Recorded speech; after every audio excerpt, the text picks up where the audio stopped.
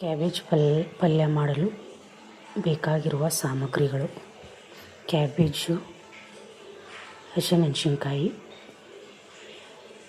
Tomato, ಈರುಳ್ಳಿ, ಬಟಾಣಿ, ಕೊತ್ತಂಬರಿ, ದೊಣ್ಣಮೆಣಸಿನ್ಕಾಯಿ.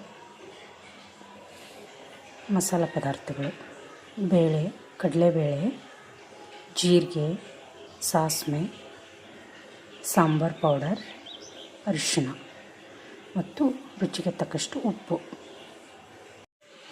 ಮೊದಲಿಗೆ ಬಾಣಲೆಗೆ ಎಣ್ಣೆಯನ್ನು ಹಾಕಬೇಕು. ಎಣ್ಣೆ ಕಾದ ನಂತರ ಸಾಸಿವೆ ಹಾಕ್ಕೊಳ್ಳೋಣ. ಆಮೇಲೆ ಜೀರಿಗೆ ಹಾಕ್ಕೊಳ್ಳೋಣ. ಆಮೇಲೆ ಕಡಲೆಬೇಳೆ ಹಾಕ್ಕೊಳ್ಳೋಣ. ಕೆಂಪು ಆಗೋವರೆಗೂ ಸ್ವಲ್ಪ ಫ್ರೈ ಮಾಡ್ಕೊಳ್ಳೋಣ.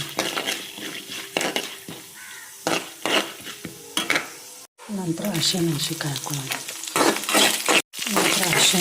ಹಾಕ್ಕೊಂಡು ಬಾಡಿಸ್ಕೊಳ್ಳೋಣ. ಆನಂತರ ಈರುಳ್ಳಿ ಹಾಕ್ಕೊಳ್ಳೋಣ.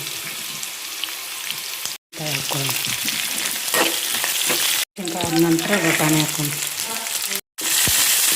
ಬಟಾಣಿ ಆದ ನಂತರ ಕ್ಯಾಬೇಜ್ ಹಾಕ್ಕೊಂಡು,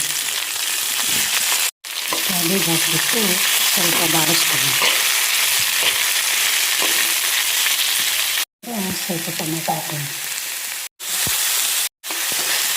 ಎಲ್ಲ ಬೇಯೋವರೆಗೂ ಒಂದು 5 ನಿಮಿಷ ಬಿಡೋಣ.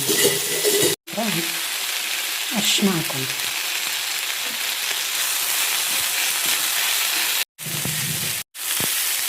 ರುಚಿಗೆ ತಕ್ಕಷ್ಟು ಉಪ್ಪು ಹಾಕಿಬಿಟ್ಟು ಬೇಯಿಸ್ಕೊಂಡಂತೆ ಇದಕ್ಕೆ ಸಾಂಬಾರು ಪೌಡರ್ ಹಾಕೋಣ.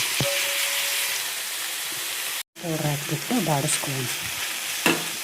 ನಂತರ ಕೊತ್ತಂಬರಿ ಸೊಪ್ಪು ಹಾಕಿಬಿಟ್ಟು ಮತ್ತು ಸ್ವಲ್ಪ ಬಾಡಿಸ್ಕೊಳ್ಳೋಣ. ನಂತರ ಇದಕ್ಕೊಂದು ಲಿಡ್ ಮುಚ್ಚಿ ಸ್ವಲ್ಪ ಬೇಯ್ಕೊಳ್ಳೋಕ್ಕೆ ಬಿಡೋಣ.